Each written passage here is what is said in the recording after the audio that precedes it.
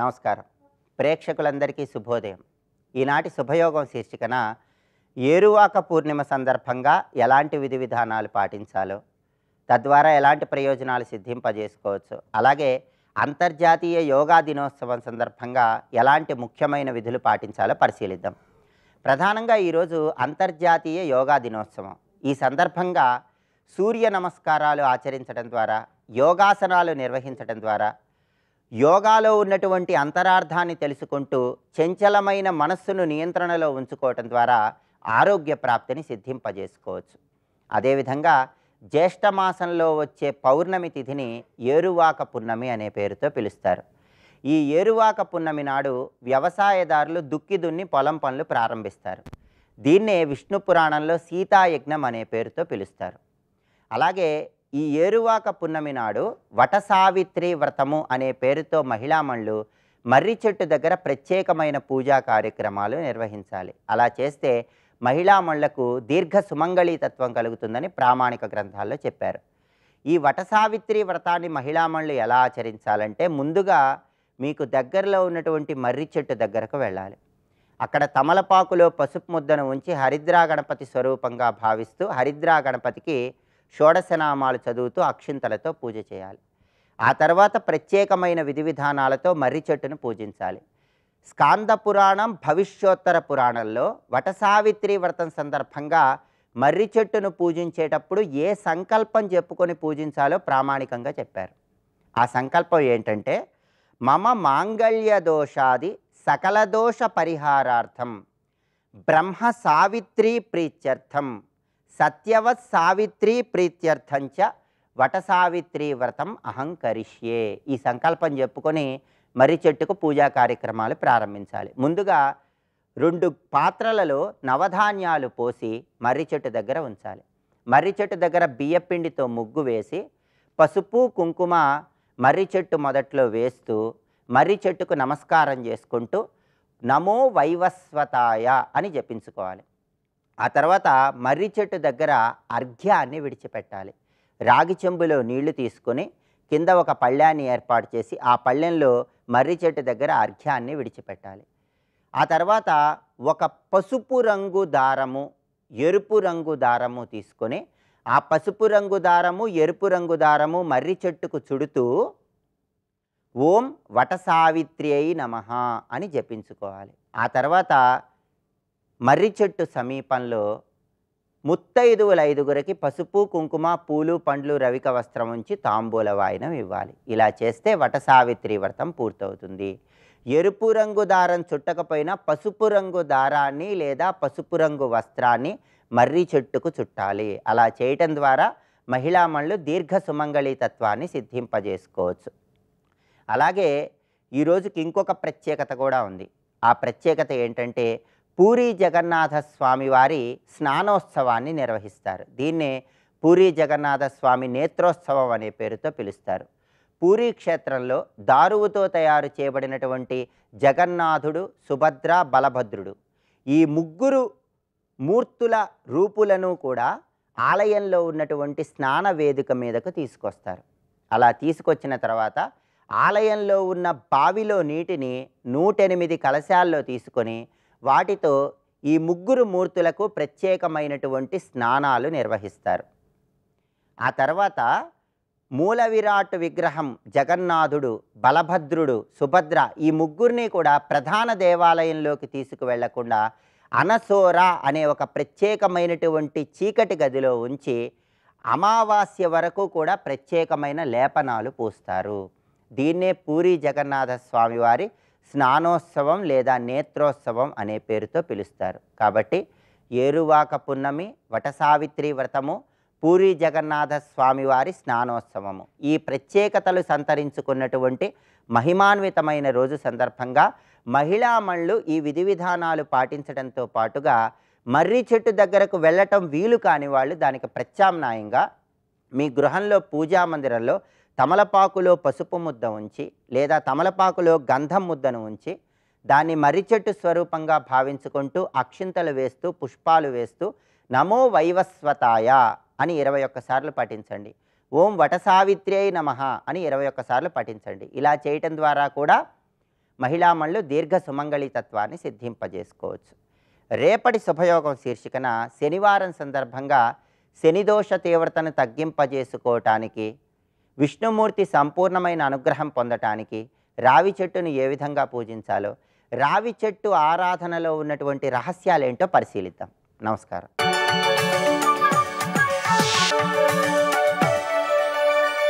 నందకిశోర నవనీత చోర నాద విహార శ్రీధర, నందకిశోర నవనీత చోర నాద విహార శ్రీధర.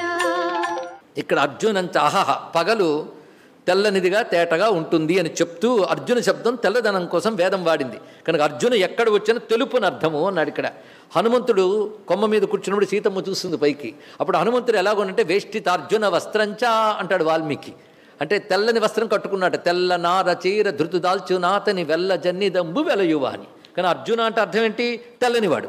ఎంత తెల్లగా ఉంటాడంటే మల్లెపువ్వు ఎలా ఉంటుంది అలా ఉంటాడండి. అందుకే మల్లికార్జున అని పేరు కూడా ఆయన స్వామికి అందుకు వచ్చిందండి. అర్జునుడు అంటే తెల్లనివాడు. తెల్లదనం ఏమిటంటే శుద్ధ జ్ఞానం. కానీ మల్లెలా తెల్లగా ఉంటాడని శుద్ధ జ్ఞానస్వరూపుడు అర్థం. ఎలాగో వచ్చింది కదా ఆ అర్థం కూడా చెప్పేసుకున్నాం. మొత్తానికి అర్జునుడు అంటే శుద్ధమైన అంతఃకరణం కలిగిన అర్జున, ఆ అంతఃకరణంలోనే నేను ఉంటాను సుమా అన్నాడు. ఇక్కడ ఈశ్వర సర్వభూతేషు హృద్దేశే. కనుక ఈశ్వరుడు ఎక్కడుంటాడు? ఈశ్వరుని చోటు హృదయం. కనుక భగవద్గీతలో చెప్పబడ్డ ఈశ్వరుడు సర్వహృదయాల్లో ఉండేటువంటి పరమాత్మ. అది గ్రహించవలసినది. ఆ ఈశ్వరుని చెప్తున్నాడు. ఈశ్వర సర్వభూతానాం హృద్దేశే అర్జున తిష్టతి. సర్వభూతముల యొక్క హృద్దేశమునందు, హృదయ ప్రాంతమునందు అర్జున ఈశ్వరుడున్నాడు. ఇక్కడికి వచ్చినప్పుడు నేనున్నానలేదు, ఈశ్వరుడున్నాడు అన్నాడు. ఇక్కడ అంటే నేను ఇప్పుడు ఈ రూపంలో వచ్చాను, రాకముందు కూడా ఉన్నవాడిని. అది ఈశ్వర. సర్వభూతముల హృదయంలో ఉన్నాడు ఈశ్వరుడు. ఎవడయ్యా ఈశ్వరుడు అంటే శంకరాచార్యులు రాస్తారు ఈశనశీల నారాయణ అన్నాడు. ఇక్కడ సర్వజగచ్ఛాసకుడైన నారాయణుడే ఈశ్వరుడు. ఆయన హృదయంలో ఉన్నాడు. ఎలా ఉన్నాడు? కూర్చుని ఊరికను కూర్చున్నాడా? చోట్లేక కూర్చున్నాడయ్యా? ఇప్పుడు నీ స్వభావం ఇలా చేస్తుందని చెప్తున్నదా ఈశ్వరుడు. గుర్తుపెట్టుకో. ఎందుకంటే నీ కర్మకి తగ్గట్టుగా నీ స్వభావం ఏం చేస్తుందో దాని వైపు ప్రేరేపించేది ఈశ్వర చైతన్యం. ఆ ప్రేరకుడైన ఈశ్వరుడు చెప్తున్నాడు కనుక నువ్వు చేసి తీరుతావన్నాడు. ఇక్కడ ఎలా తిప్పుతాడయ్యా అంటే భ్రామయన్ సర్వభూతాని యంత్రారూఢాని మాయయా. యంత్ర ఆరూఢాని భూతాని అంటే యంత్రముపై ఉన్న భూతములని యంత్రగాడు ఎలా తిప్పుతాడో అలా నేను నా మాయాశక్తితో, అంటే మళ్ళీ తను కల్పించుకోలేదు, మాయాశక్తే చేస్తుంది ఇక్కడ. కానీ మాయాశక్తికి చైతన్యం ఇచ్చి మాయాశక్తి ద్వారా చేస్తున్నాడు. మాయాశక్తి అంటే ఏమిటో కాదండి, మనం ఇదివరకు కర్మల నుంచి తెచ్చుకున్నటువంటి ఏవి అనుభవించడానికి ప్రకృతిలో ఉందో ఆ ప్రకృతి మాయాశక్తి. అది త్రిగుణాత్మకం. అది ఎలాగో అనుభవిస్తావు. ఆ ప్రకృతితో సహా ఈ ఇంద్రియాలని, దేహాల్ని, అంతఃకరణాన్ని తిప్పుతున్నవాడు ఈశ్వరుడు.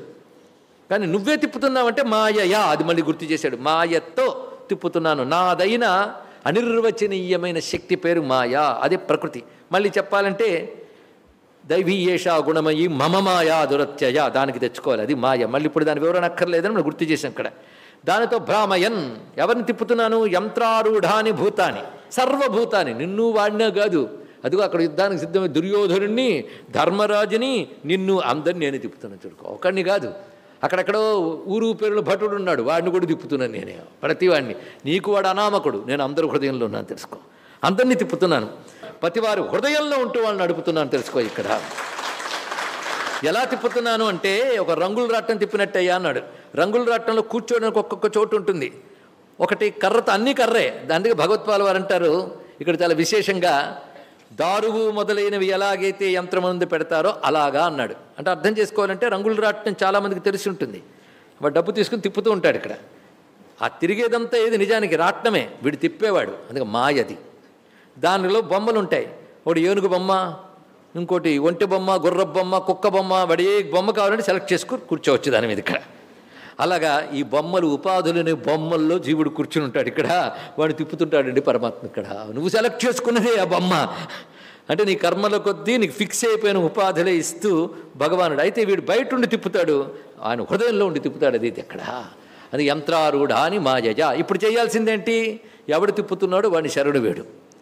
జైంట్ వీల్ ఆన్ చేశారు, జిర్రమని తిరిగింది, ఉత్సాహంగా ఎక్కేసావు, పైకి వెళ్ళగానే కళ్ళు తిరిగాయి, ఓర్మని ఏడ్చావు. ఆఖరికి ఏడుస్తూ ఉంటే దిగితే చస్తారు, అది ప్రమాదం. అప్పుడు ఒకటే చేస్తారు, అరే బాబు ఆపేరా బాబు అంటారు. అంటే ఆపడం నీ చేతిలో లేదు, తిరగడం ఎక్కడం వరకే. కోరి డబ్బిచ్చెక్కో, కోరి కర్మిచ్చి కొనుక్కున్నా. సంసారంలో తిరగాల్సిందే, తిరుగుతూ ఉంటుంది. ఆపమని అడగాలి, ఏడవాలి. ఏదో అజ్ఞానం ఏడిస్తే వింటాడు. అక్కడ వాడిని పిలవాలి, ఇక్కడ పిలిస్తే ఆఫ్ చేస్తాడు. కానీ వాడు ఆఫ్ చేసినా తిరిగి ఇక్కడికి వచ్చి ఆగడానికి కొంత టైం పడుతుంది. అంతవరకు ఊరుకో, అనుభవించక తప్పదు, ఎక్కువగా కర్మ అనుభవించే వరకు తప్పదు. ఇక్కడ దిగాల్సిందే. వాడిని బతిమలాడు ఏడు పైనుంచి, పైగా అక్కడి నుంచి అరిస్తే వీడు వినడం కానీ వీడు వింటాడు. ఈయన ఇక్కడ, ఎందుకంటే వాడి కింద కూర్చోరు, ఎక్కడున్నాడు వింటాట. అందుకే నిన్ను అందరినీ వారి కర్మల్ని అనుసరించి మాయాశక్తితో తిప్పుతున్నవాడిని నేనని తెలుసుకుని ఆ ఈశ్వరుని శరణు వేడు. ఇదే నీకు చెప్తున్న మార్గం. తమేవ శరణం గచ్చా, అతన్ని శరణు వేడు అంటే అతన్నే ఆశ్రయించు, అంటే అది తప్ప మరొకటి లేదని పట్టుకో. ఎలా పట్టుకోవాలి? సర్వభావేన భారత, సర్వాత్మభావంతో. అంటే అన్ని విధములా అని మాటకి ఎన్నో రకాల అర్థాలున్నాయి.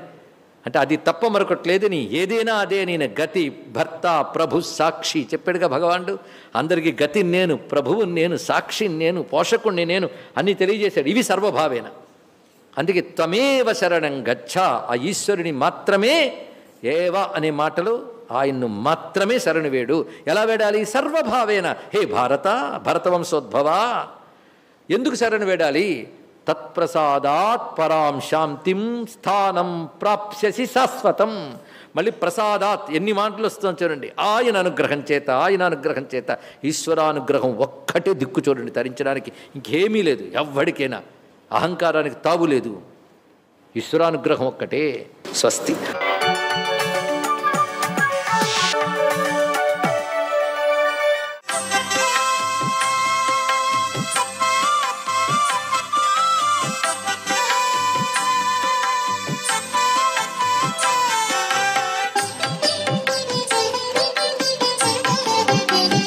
ఓం నమో నారాయణాయ.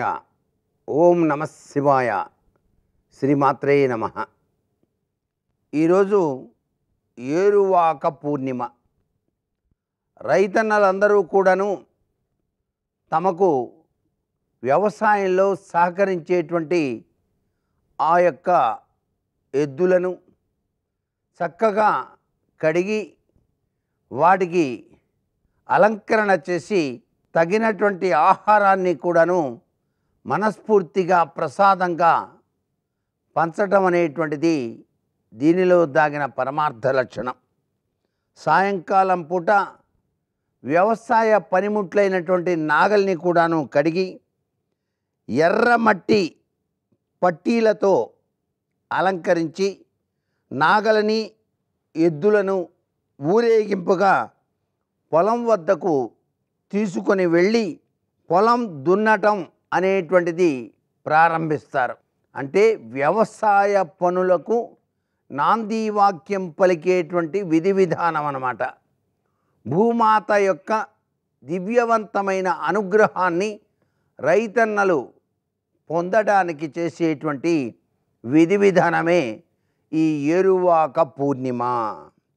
వ్యవసాయం ప్రారంభించేటువంటి ఈ పండుగను గురించి అనేక గ్రంథాలలో చాలా చక్కగా వివరణ ఇచ్చినప్పటికీ మన దేశంలో ప్రాచీన కాలం నుంచే ఈ ఏరువాక పూర్ణిమ అనేటువంటిది ఆచరణలో చాలా చక్కగా ఆచరిస్తూనే ఉన్నారు ప్రతి రైతన్న కూడాను. అంతేకాకుండా వంట చేయటానికి ముందు భూమిని దున్నే రోజుల్లో వచ్చే పౌర్ణమి కనుక దీన్ని ఏరువాక పూర్ణిమ అంటారు. భూమిని దున్నడానికి ముందు రైతులు భూదేవిని, అలాగే ఎద్దులు, నాగలి, ట్రాక్టరు, ఇతర వ్యవసాయ పనిముట్లను కూడాను పూజిస్తారు. ఇలా చేయటం వల్ల పంటలన్నీ కూడా సమృద్ధిగా పండుతాయని ప్రజల యొక్క విశ్వాసం. అంతేకాకుండా ఈనాడు పంట చేలో వేద పండితుల చేత భూసూక్త పారాయణం అనేటువంటిది కూడాను ఆచరించడం చాలా మంచిదండి. ఏ వ్యవసాయదారుడైనా సరే ఏరువాక పూర్ణమి నాడు వేద పండితుని చేత భూసూక్త పారాయణం గనక ఆచరింపజేసుకున్నట్లయితే భూదేవి యొక్క దివ్యవంతమైన అనుగ్రహం ఆ వ్యవసాయదారునికి కలిగి తీరుతుంది. సస్యశ్యామలవంతమైనటువంటి పంటలు అద్వితీయంగా పండించుకోవడానికి ఆస్కారం ఉంటుంది. సర్వే జనా సుఖినో భవంతు.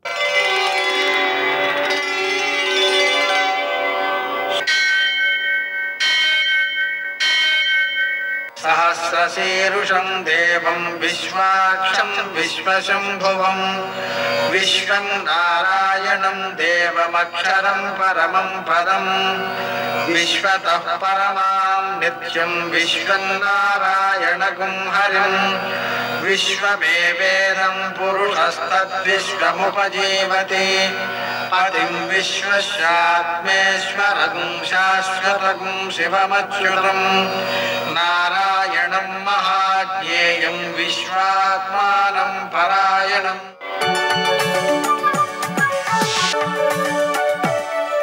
సూర్యశౌర్యమథేందురింద్రపదవీ సన్మంగళం మంగళం. ఈటీవీ ప్రేక్షకులకు నమస్కారం. ముక్తా ముహుర్విదధతి వదనే మురారే ప్రేమత్రపా ప్రణిహితాని గతాగతాని మాలాదృశోర్మధుకరీవ మహోత్పలే యా సా మే శ్రియం దిశతు సాగర సంభవాయ. నేటి కాలమాన విశేషాల్ని గమనిద్దాం. స్వస్తి శ్రీచాంద్రమాన క్రోధినామ సంవత్సరం ఉత్తరాయణం, గ్రీష్మ ఋతువు జ్యేష్ఠమాసం, శుద్ధపక్షం, శుక్రవారం, సూర్యోదయం 5:46 సూర్యాస్తమయం 6:59. తిథి చతుర్దశి ఉదయం 7:30. అప్పటి వరకు ఉన్నటువంటి చతుర్దశి వెళ్ళిపోతుంది కాబట్టి 7:31 నుండి పూర్ణిమ. నక్షత్రం జ్యేష్ఠ సాయంత్రం 6:14 వరకు తదుపరి మూల. ఈరోజు వర్జ్యం ఏమాత్రమూ లేదు. దుర్ముహూర్తం ఉదయం 8:23 నుండి 9:16 వరకు, తిరిగి మధ్యాహ్నం 12:44 నుండి 1:36 వరకు. అమృత ఘడియలు ఉదయం 9:22 నుండి 10:59 వరకు. ఇక రాహుకాలం ఉదయం 10:30 నుండి 12 వరకు. అష్టకవర్గరీత్యా శుభప్రద కాలం సాయంత్రం 3 గంటలకి. నేటి విశేషం జ్యేష్ఠ పూర్ణిమ, వట సావిత్రి వ్రత పరిసమాప్తి. జ్యేష్ఠమాసంలో వచ్చే ఈ పూర్ణిమ నాడు హల పూజ, వృషభ పూజ అని 2 చేస్తారు.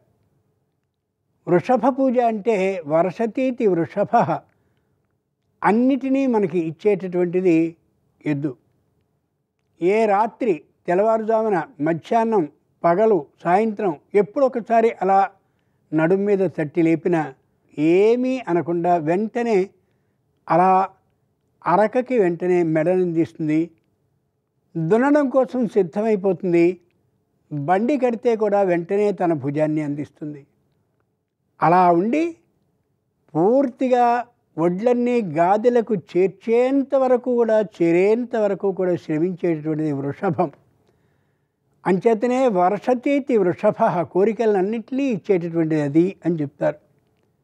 శంకరుడు ఈ వృషభం యొక్క మూపురం ఏదైతే ఉంటుందో, కకుత్ అంటారు దాన్ని, దానిలో ఉంటాడు. అంచేతనే శివలింగం కూడా అదిగో ఆ మూపురం ఆకారంగానే ఉంటూ ఉంటుంది. అటువంటి వృషభానికి పూజ చేసి ఆ పొలంలోకి దింపుతారు. అంతేకాకుండా హల పూజ అని కూడా చేస్తారు. హలము అంటే నాగలి. ఆ నాగలికి కూడా పూజ చేస్తారు. రేపు పొద్దున్న 6:46 వరకు పూర్ణిమ ఉంది కాబట్టి, రాత్రి ఉన్న పూర్ణిమ ఈరోజే కాబట్టి ఈరోజునే చేస్తారు పూర్ణిమ ఉత్సవాన్ని. పూర్ణిమ నాటి రాత్రి హోమాన్ని చేస్తారు. అంతేకాకుండా తిల దానాన్ని కూడా చేసే విధానం ఉంది. తిలలు పితృదేవతలకి ఇష్టమైనటువంటి నవధాన్యాల్లో అది. ఆ తిలల్ని ఉత్తముడైనటువంటి వానికి దానాన్ని చేయడం ద్వారా శని దోషాలు తొలుగుతాయని శాస్త్రం చెప్పేటటువంటి మాట. పూర్ణిమ అమ్మవారికి ప్రీతికరమైంది కాబట్టి ఆ పూర్ణిమ నాడు అమ్మవారికి కూడా సేవను చేయడం అవసరం. ప్రతిపన్ముఖ్య రాకాంత తిథి మండల పూజిత, పాడ్యమి నాడు అంటే ప్రథమ నాడు ప్రారంభించినటువంటి ఆ పూజని ఏ నెలలో అయినా సరే పూర్ణిమ వరకు చెయ్యాలి అని సంప్రదాయం తెలియచేస్తున్నటువంటి సత్యం. అంచేత పూర్ణిమ పూజ కానీ, పూర్ణిమ హోమాన్ని కానీ, వృషభ పూజని కానీ, హల పూజని కానీ ఇవన్నీ చేయవలసినటువంటి రోజు ఈరోజు. అద్భుతమైనటువంటి వట సావిత్రి వ్రతాన్ని మనం ప్రారంభించాం. త్రిరాత్ర ఉపవాసము అని ఆ ఉపవాస దీక్షని విరమించేటటువంటి రోజు ఈరోజు. ఈ రోజున పారణం అంటే వ్రతం అయిపోయిన తర్వాత భోజనాన్ని ఉదయం 9 గంటలకల్లా ముగించి వేయాలని సంప్రదాయం చెప్తున్నటువంటి విధానం. అంచేత అబో మధ్యాహ్నం 1 గంట వరకు తినకూడదు అని ఏ విధమైన నియమాన్ని పాటించాల్సిన అవసరం లేని రోజుగా ఈ రోజున మనం పరిగణించాలి. నేటి ఆణిముత్యాలు.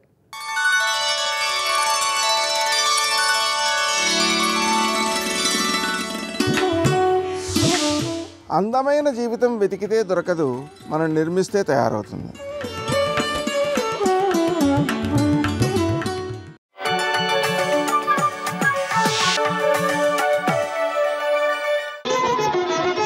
జయ జయ జయ జయ జయ శ్రీ హనుమా, జయ జయ జయ జయ ప్రభుదయ గనుమా.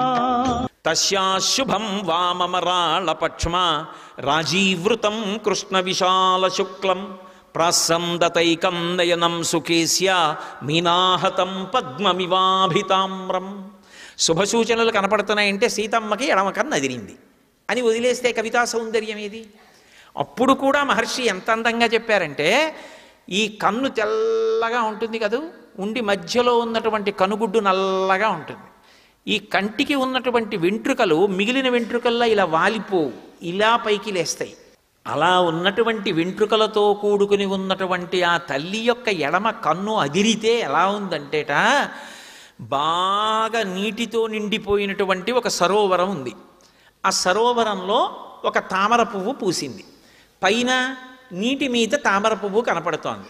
కాడ నీటి లోపల ఉంది. ఒక చేప నీటి లోపల ఈదుకుంటూ వెళ్ళిపోతోంది. వెళ్ళిపోతూ నీళ్లల్లోనే తామరకాడ పక్కకొచ్చి నించుంది. నించున్నప్పుడు తోక కొద్దిగా ఊపుతుంది, ఇలా మళ్ళీ కదిలి వెళ్ళిపోయేటప్పుడు గట్టిగా ఊపుతుంది. ఆ ఊపిన తోక తామర పువ్వు కాడకి తగిలింది. కాడ నీళ్లల్లో ఊగింది, కానీ నీరు ఆ ఊపును ఆపింది. కొద్ది ఊపే పైకొచ్చింది. ఆ చిన్న ఊపికి పైనున్న తామర పువ్వు ఇలా అంది. అలా నీటి మీద తామర పువ్వు చాప తోక తగిలి ఊగితే ఎలా ఉంటుందో అమ్మవారి కన్ను కొట్టుకుంటే అలా కొట్టుకుంది. ఏమి కవితా సౌందర్యం, ఏమి ఊహ! ఆ సన్నివేశంలో ఇలా చెప్పగలగడం ఒక్క వాల్మీకి మహర్షికి చెల్లింది. తస్యాశుభం వామమరాళపక్ష్మా రాజీవృతం కృష్ణ విశాల శుక్లం ప్రాసందతైకం నయనం సుకేస్య మీనాహతం పద్మమివాభితామ్రం. ఆ పువ్వు ఎలా కదులుతుందో అలా అమ్మవారి కన్ను కొట్టుకుందిట. అమ్మవారికి వెంటనే ఆలోచన కలిగింది, కాదు నాకేదో శుభం ఉంది. త్రిజట చెప్పింది, ఇప్పుడు ఉరిపోసుకుందామంటే వద్దు అన్న సంకేతాలు కనపడుతున్నాయి. కాబట్టి నాకు శుభశకునాలు కనపడుతున్నాయే, నాకు ఇంకా ఏం శుభం మిగిలిందని కొద్దిగా ఆగింది. ఈలోగా పైనున్న ఆయనకి అవకాశం దక్కింది. చూడండి, చిన్న బ్రీదింగ్ టైం దొరికితే చాలండి అంటుంటాడు ఒక్కొక్కడు. అలా ఆయనకు కొద్దిగా సమయం దొరికింది. ఇప్పుడు ఆయన వెంటనే ఆలోచించాడు. ఇక్కడ మీరు ఒకటి గమనించాలి, హనుమ చెప్దామని చెప్పట్లేదు. ఆయనకు వచ్చిన ఆలోచన ఏమిటంటే, ఇప్పుడు ఈవిడ ఉరి పోసుకోకుండా ఆగాలంటే ఒక్కటే, రామ రామ రామ రామ రామ రామ అంటే అయిపోతుంది. ఎందుకంటే వీడికి అసలు ఆ రామ అన్న నామం అన్నా రాముడు అన్న అంత భక్తి. అది వినపడితే చాలు. అది వినపడకి ఇలా అయిపోయింది. అది వినపడితే చాలు. ఇప్పుడు ఆమెకి శుభం ఉన్నది అంటే రామకథ చెప్పాలి. ఆమె ప్రాణమంతా ఏమిటి? రాముడే. అందుకే కదూ అంది, అనన్య దైవత్వమియం క్షమాచ, నాకు దైవం అంటే రాముడే అంది. కాబట్టి నేను రామకథ చెప్పేస్తాను. రామకథ చెప్పేస్తాను, ఆయనకి సంకల్పం కూడా లేదు. ఆయనకి అసలు ఏం చెప్పాలో తెలియని సందర్భం అనుకోండి, రామకథ చెప్పేస్తారు. సర్వం శ్రీ ఉమామహేశ్వర పరబ్రహ్మార్పణమస్తు. స్వస్తి.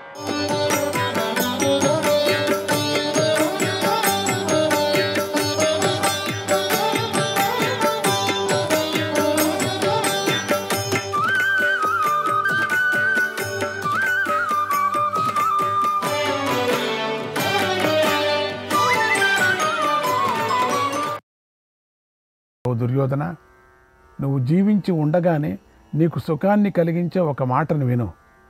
జోరుగా విను. ఇప్పుడు పాండవ పక్షంలో కేవలం 7 మాత్రమే మిగిలారు. కౌరవ పక్షంలో మేము 3 మాత్రమే మిగిలాం. పాండవులలో 5 సోదరులు, వాసుదేవుడు, సాత్యకి. మన కౌరవుల్లో నేను, కృతవర్మ, కృపుడు మాత్రమే మిగిలిన్నాం. ద్రౌపది పుత్రులందరూ మరణించారు. దృష్టద్యుమ్నుని కొడుకులు పాంచాలురు, మత్స్యదేశీయులలో మిగిలిన వారు కూడా మరణించారు. నీకు వారు చేసిన అన్యాయానికి, అధర్మానికి నేను ఎలా బదులు తీర్చానో చూడు. పాండవుల పుత్రులు అందరూ చనిపోయారు.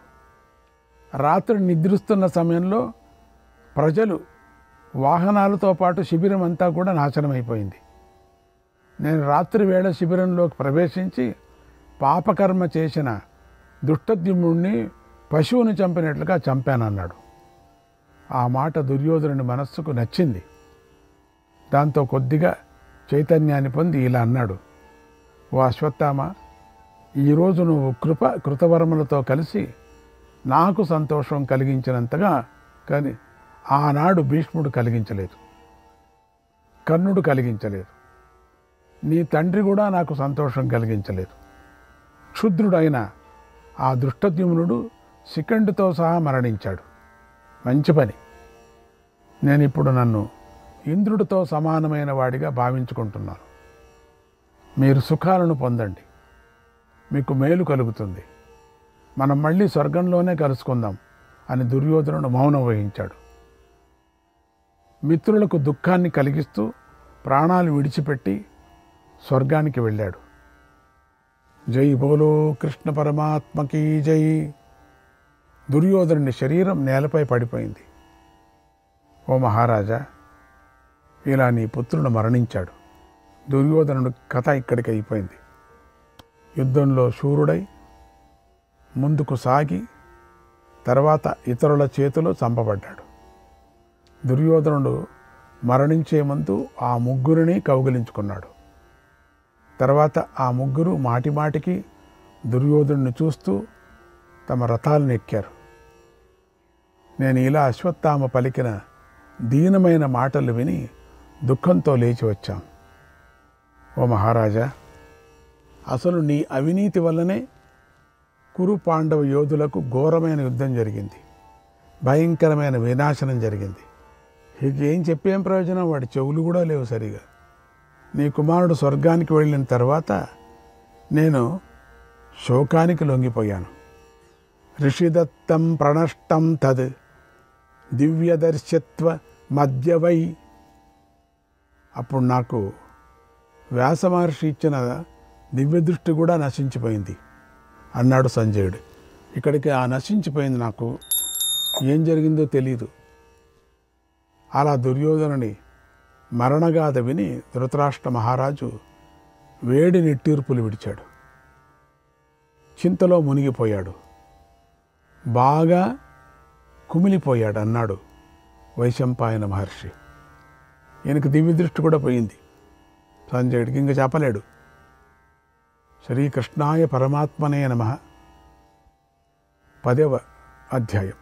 వైశంపాయన మహర్షి జనమేజయుడితో ఇలా అన్నాడు, ఓ మహారాజా, ఆ రాత్రి గడిచి తెల్లవారింది. దృష్టద్యుమ్నుడి సారథి ఎంతో దుఃఖిస్తూ ధర్మరాజును కలుసుకున్నాడు. రాత్రి సమయంలో జరిగిన ఘోరం గురించి ఇలా చెప్పాడు, ఓ ధర్మరాజా, రాత్రి సమయంలో ద్రౌపదీ పుత్రుడు దృష్టద్యుమ్నుడు అతడి పుత్రులు కూడా ఎంతో విశ్వాసంతో నిశ్చింతంగా తమ తమ శిబిరాలతో గాఢంగా నిద్రిస్తున్నారు. యుద్ధం చేసి చేసి అలిసిపోయి అప్పుడు కృతవర్మ, కృపుడు, పాపి అయిన అశ్వత్థామ మీ శిబిరంలోకి ప్రవేశించి అందరినీ చంపేశారు. ఆ ముగ్గురు ప్రాసాలు, శక్తులు, పరశ్వతాలను ధరించి వేల కొద్ది మనుషులను, ఏనుగులను, గుర్రాలను కూడా చంపేశారు. నీ సేనలో ఎవరూ మిగల్లేదు.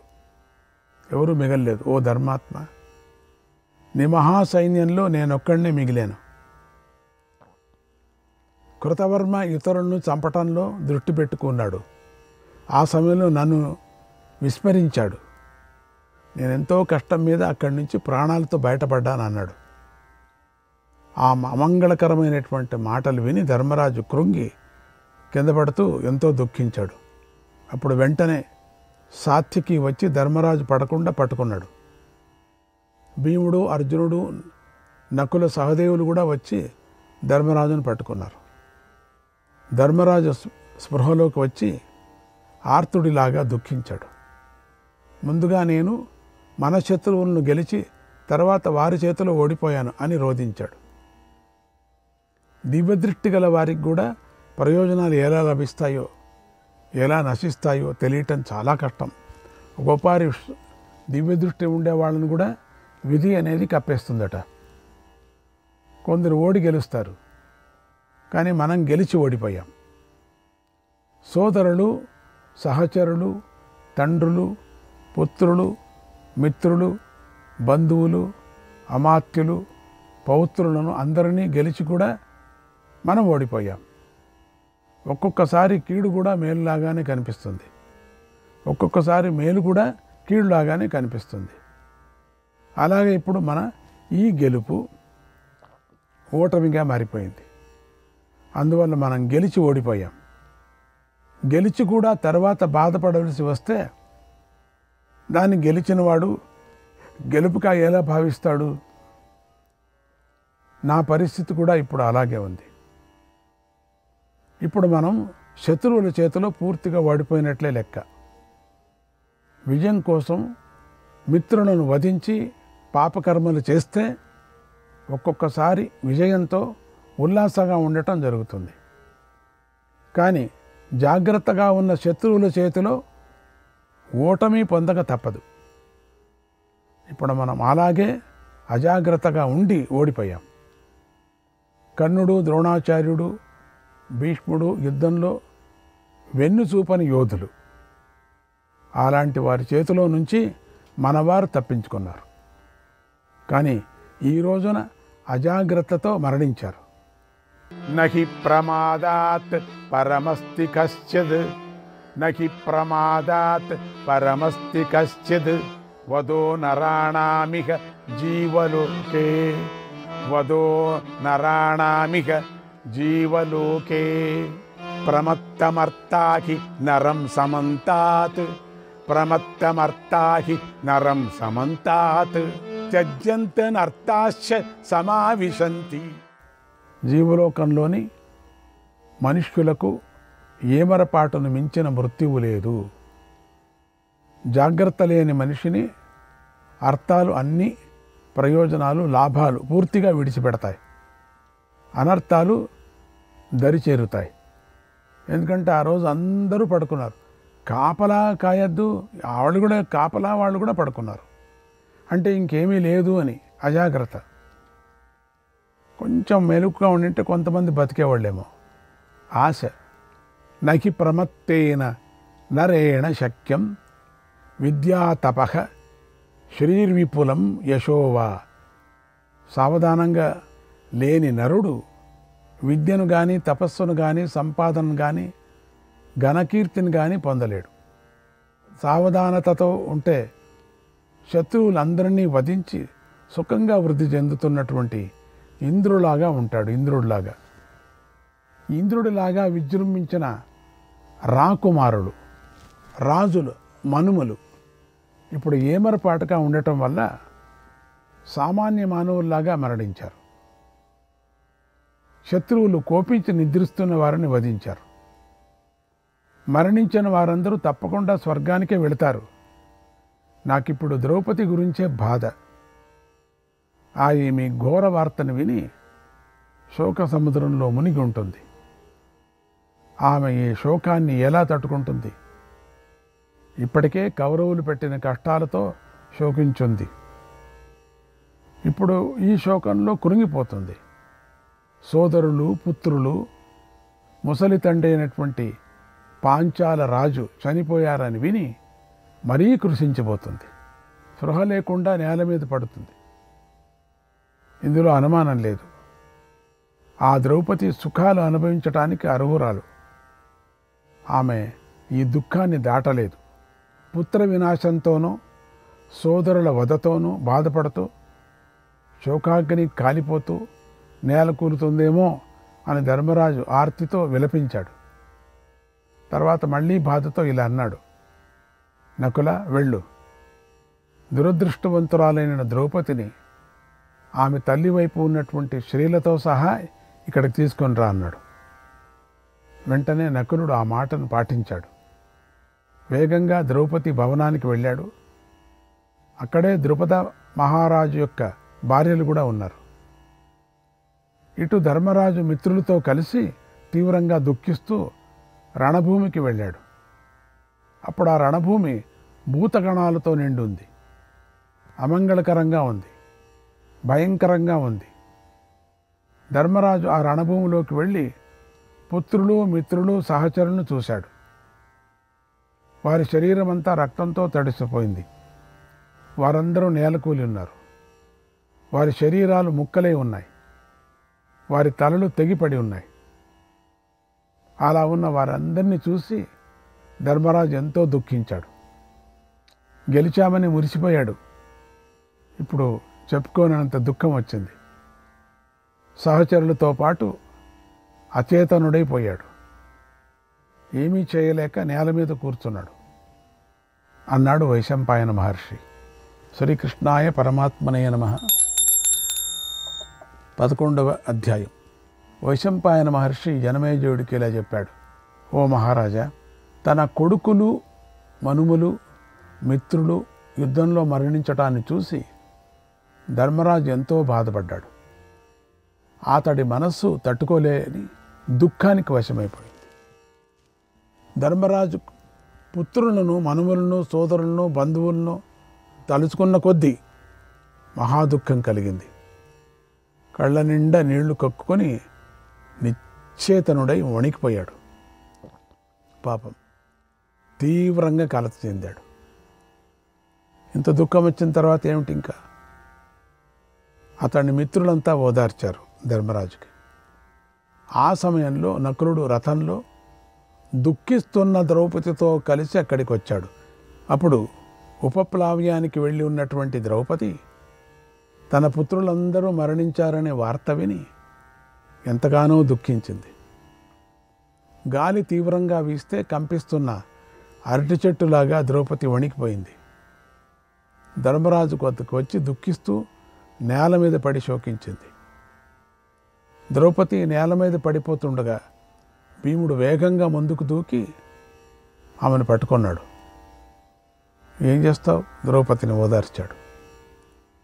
ఆమె ఏడుస్తూనే ధర్మరాజుతో ఇలా అంది, ఓ మహారాజా, అదృష్టం కొద్దీ నువ్వు క్షత్రియ ధర్మాన్ని పాటిస్తూ పుత్రులను యముడికి ఇచ్చేశావు. ఇప్పుడు భూమిని రాజ్యం చేస్తూ అనుభవించు. అంతే కదా. కోపం ఆవిడికి. ఈ భూమి అంతా రాజ్యం చేసుకుంటూ హాయిగా ఉండు నువ్వు, అంతే. నువ్వు ఈ అఖండ సామ్రాజ్యాన్ని పొంది ఆహా ఎంత క్షేమంగా ఉన్నావో, అదృష్టవంతుడు నువ్వు. కానీ నీకు అభిమన్యుడు గుర్తుకు రావటం లేదు పాపం. క్షత్రియ ధర్మం కోసమే నీ పుత్రులు కూడా చనిపోయారు. ఆ విషయాన్ని విని కూడా నువ్వు నాతో కలిసి ఉపప్లావ్యంలో నివసిస్తూ వారిని మర్చిపోతావు, నాకు తెలుసు. అది కూడా నీ అదృష్టం. పాపాత్ముడైన అశ్వత్థామ నిద్రిస్తూ ఉన్న నా కుమారులను చంపాడని చెప్పేసి నేను విన్నాను. ఈరోజు నువ్వు యుద్ధంలో పరాక్రమించి పాపకృత్యాన్ని చేసిన అశ్వత్థామ ప్రాణాలను బంధువుల ప్రాణాలతో సహా అపహరించాలి. లేకపోతే నేను ఇక్కడే ప్రాయోపవేశం చేస్తాను. ఓ పాండవులారా వినండి. ఈ పాపపు పనిని తగిన ఫలితాన్ని అశ్వత్థామ ఈరోజే పొంది తీరాలి, లేకపోతే నేను బ్రతకను అని ద్రౌపది ధర్మరాజు ఎదురుగా కూర్చుంది. ఆమె అలా కూర్చోవటాన్ని చూసి ధర్మరాజు ఇలా అన్నాడు, ఓ కళ్యాణి, నీ కొడుకులు సోదరులు ధర్మంగా పోరాడారు, ధర్మ మార్గంలోనే మరణించారు, కనుక వారిని గురించి బాధపడకు. అశ్వత్థామ ఇక్కడి నుంచి ఎంతో దూరంలోని దుర్గమ అరణ్యంలోకి వెళ్ళాడు. యుద్ధంలో అతన్ని చంపినా నీకు నమ్మకం ఎలా కలుగుతుంది? కలగదు కదా అన్నాడు. ఆ మాటలు విని ద్రౌపది ఇలా అంది, ఓ రాజా, అశ్వత్థామ తలపై సహజమైన మణి ఉంటుందని నేను విన్నాను. ఆ పాపాత్మని యుద్ధంలో చంపి ఆ మణిని తెచ్చి చూపిస్తే చాలు, నేను నమ్ముతాను. అలాగే ఆ మణిని నీ మీద ధరిస్తేనే నేను బ్రతుకుతాను. ఇది నా నిర్ణయం అంది. ఆ తర్వాత ద్రౌపది భీముడి దగ్గరకు వచ్చి ఇలా అంది, ఓ భీమసేన, నువ్వు క్షత్రియ ధర్మాన్ని గుర్తు చేసుకుంటూ నన్ను కాపాడు. పాపపు పని చేసిన ఆ అశ్వత్థామను చంపు. పరాక్రమంలో నీతో సమానమైన మగవాడు ఈ లోకంలోనే లేడు. వారణాంతంలో తీవ్రమైన కష్టాలు కలిగినప్పుడు పాండవులను నువ్వే రక్షించావు. పాండవులకు నువ్వే ద్వీపంగా నిలిచావు. సకల లోకాలకు ఈ విషయం తెలుసు. అలాగే హిడంబ కనిపించినప్పుడు కూడా నువ్వే అందరికీ గతి అయ్యావు. అదేవిధంగా విరాట నగరంలో కీచకుడు నన్ను పీడించినప్పుడు కూడా ఆ కష్టమును నువ్వే నన్ను ఉద్ధరించావు, విడిపించావు. ఇంద్రుడు సచీదేవిని కాపాడినట్లుగా నన్ను కాపాడావు. ఓ భీమసేన, గతంలో ఇలాంటి మహాకార్యాలను ఎన్నో చేశావు. ఇప్పుడు కూడా అలాగే అశ్వత్థామను చంపి సుఖాన్ని పొందు అంది ద్రౌపది. ద్రౌపది అలా దుఃఖంతో అనేక విధాలుగా ఏడుస్తూ ఉండటాన్ని చూసి భీముడు భరించలేకపోయాడు. అశ్వత్థామను చంపాలని నిర్ణయించుకొని బంగారు రథాన్ని ఎక్కాడు. బాణాలను ధనస్సును పట్టుకున్నాడు. ఆ విల్లు చిత్రంగా ఉంది, అందంగా ఉంది. భీముడు ఆ రథానికి నకులుడిని సారథిని చేసి వింటిని ఎక్కుపెట్టాడు. వింటికి బాణాన్ని సంధించి రథాన్ని నడపమని నకులుని ఆజ్ఞాపించాడు. నకులుడు వేగంగా గుర్రాలను నడిపాడు. అప్పుడు ఆ గుర్రాలు వాయు వేగంతో పరిగెత్తాయి. శిబిరము నుండి బయటకు వచ్చిన భీముడు అశ్వత్థామ వెళ్ళిన రథచక్రాల గుర్తులను గమనిస్తూ వేగంగా ముందుకు వెళ్ళాడు. అన్నాడు వైశంపాయన మహర్షి. శ్రీకృష్ణాయ పరమాత్మనే నమః. 12వ అధ్యాయం. వైశంపాయన మహర్షి జనమేజయుడికి ఇలా చెప్తున్నాడు, మహారాజా, భీముడు అలా బయలుదేరగానే శ్రీకృష్ణుడు ధర్మరాజుతో ఇలా అన్నాడు, ఓ పాండునందన, ఈ భీముడు పుత్రశోకంతో బాధపడుతూ యుద్ధంలో అశ్వత్థామను చంపాలి అని ఒంటరిగా బయలుదేరాడు. అశ్వత్థామపై దాడి చేయటానికి సిద్ధపడుతున్నాడు. నీకు సోదరులందరిలోనూ భీముడంటేనే ఎంతో ఇష్టం. ఈరోజు భీముడు ఎంతో కష్టాలను ఎదుర్కోబోతున్నాడు. అలాంటి వాడికి నువ్వు సహకరించాలి కదా, ఎందుకు సహకరించటం లేదు? ద్రోణుడు అశ్వత్థామకు బ్రహ్మశిరోనామక అస్త్రాన్ని ఉపదేశించాడు. దాన్ని అశ్వత్థామ కనుక ప్రయోగిస్తే అది భూమండలానంతా కాల్చివేస్తుంది. ద్రోణాచార్యుడు ధనుర్ధారుడు అందరికీ కూడా పతాకం వంటివాడు. ఆయన అర్జునుడిపై ప్రీతితో అర్జునుడికి ఆ అస్త్రాన్ని ఉపదేశించాడు. దాన్ని అశ్వత్థామ సహించలేకపోయాడు. ఆ అశ్వత్థామ ద్రోణుడికి ఏకైక కుమారుడు. అందుచేత అతడి ప్రార్థనను ద్రోణుడు కాదనలేకపోయాడు కూడా. ఆ దివ్యాస్త్రాన్ని అశ్వత్థామకు ఉపదేశించాడు. ఆయనకి ఇష్టం లేదు, ఉపదేశించడం ఇష్టం లేదు, కానీ కొడుకు మీద ప్రీతితో ఉపదేశించాడు. ఎందుకంటే తన కొడుకు దుర్మార్గుడని ఆయనకు బాగా తెలుసు. అతడి చపలత్వం కూడా ఆయనకు తెలుసు. అందువల్లే సర్వధర్మవేత్త అయినటువంటి ఆయన ఆ దివ్యాస్త్రాన్ని ఇస్తూ తన కుమారుడితో ఇలా అన్నాడు, నాయనా, ఎంత ఆపదలో ఉన్నా యుద్ధభూమిలో విశేషించి మనుష్యుల మీదికి దీన్ని ఉపయోగించకు అన్నాడు. శ్రీకృష్ణాయ పరమాత్మనే నమః.